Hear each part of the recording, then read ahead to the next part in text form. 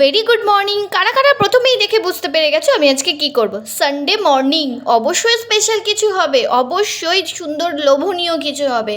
সকলেই আশা করি খুব দারুণ আছো, আমিও অসাধারণ আছি। তো আমি আজকে করব এগ রোল। তো 5 জনের মতো এগ রোল করবো, তাই যতটা আটা লাগে মানে ওই কৌটো ধরে আমি 3 কৌটো আটা নিয়েছি। তারপর তো সবাই জানো কিভাবে ময়াম দিতে হয়, নুন আর তেল দিতে হয়। যারা যারা চাও একটু চিনিও দিতে পারো, কোনো অসুবিধা নেই, ব্যালেন্সটা খুব সুন্দর হবে।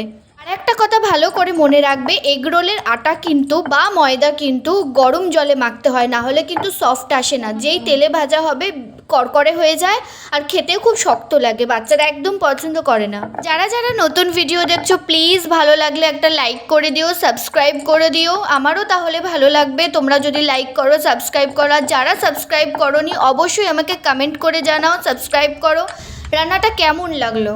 তোমরা অনেকেই আমাকে সাবস্ক্রাইব করো, সাপোর্ট করো, আমার খুব ভালো লাগে। তাও তোমাদের জন্যই তো সাবস্ক্রাইবার এত দূর এসে দাঁড়িয়েছে, সকলকে থ্যাঙ্কস এ লট। তোমরা এত দূর সাপোর্ট না করলে আমার কখনোই সম্ভব হতো না। ময়দা লেচি তোমরা যে যেমন পারো তেমন সাইজে রাখবে, বেশি ছোটও না বেশি বড়ও না। আর দেখবে বেশি কড়া করে যেন ভাজবে না, দেখো আমি যেমন ভাজছি তেমনভাবেই ভাজবে। বেশি কড়া ভাজলে কিন্তু শক্ত হয়ে যায়, রোলটা ঠিক করা যায় না, খেতে খুব শক্ত লাগে।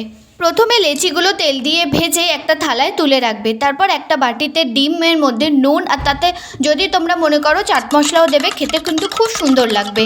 তারপর ডিমটা ভেজে ওপর থেকে সেই এক একটা করে রুটি চাপিয়ে দেবে। ডিম কিন্তু উল্টাবে না, যে ওপরটা কাঁচা আছে এর ওপরেই কিন্তু পরোটাটা চাপিয়ে দেবে। দেখো ঠিক আমি যেরমভাবে করছি তেমন, তাহলে কিন্তু ডিম আর পরোটা আলাদা আলাদা হয়ে যাবে না, ডিমের সাথে পরোটা কিন্তু লেগে থাকবে। একটা একটা করে এইভাবে সাজিয়ে রাখবে।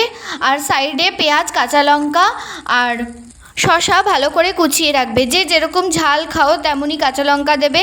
আর অবশ্যই ওপর থেকে চাট মশলা দেবে, আর পারলে একটু লেবু দেবে। আমাদের ঘরে লেবু ছিল না, তোমরা অবশ্যই লেবু দেবে, খেতে কিন্তু দারুণ লাগবে।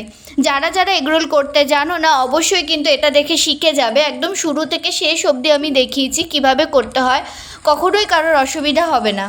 তোমাদের সাহায্যের জন্য রূপাস কুকিং স্টুডিও কিন্তু সব সময় হাজির। তোমরা যদি অন্যান্য রেসিপি দেখতে চাও অবশ্যই আমাকে কমেন্ট করে জানাও তোমরা কী রেসিপি দেখতে চাও, আমি কিন্তু অবশ্যই তোমাদের সাথে ট্রাই করব।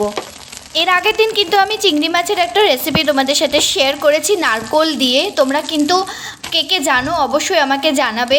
চিংড়ি মাছের এমন অনেক রেসিপি হয়, এর আগেও আমি সর্ষে চিংড়ি করে দেখিয়েছিলাম। তোমরা যারা যারা জানো না অবশ্যই আমাকে কমেন্ট করে জানাও, আমি কমেন্ট বক্সে লিঙ্কটা দিয়ে দিচ্ছি, তোমরা প্লিজ গিয়ে একবার দেখে এসো।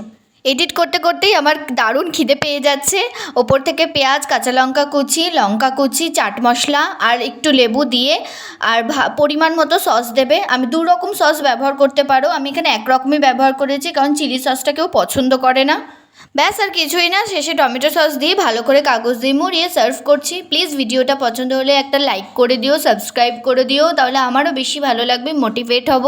যারা যারা আমার ইউটিউব সাবস্ক্রাইবার তারা কিন্তু অবশ্যই আমার ফেসবুক পেজটাও ফলো করো, আমার ভীষণ ভালো লাগবে, তাহলে সেখানেও কিন্তু আমি রান্না দিই। যারা যারা এখনও জানো না ফেসবুক চ্যানেল আছে, অবশ্যই ডেসক্রিপশন বক্সে দেখো, আমি সবসময় লিঙ্ক শেয়ার করি।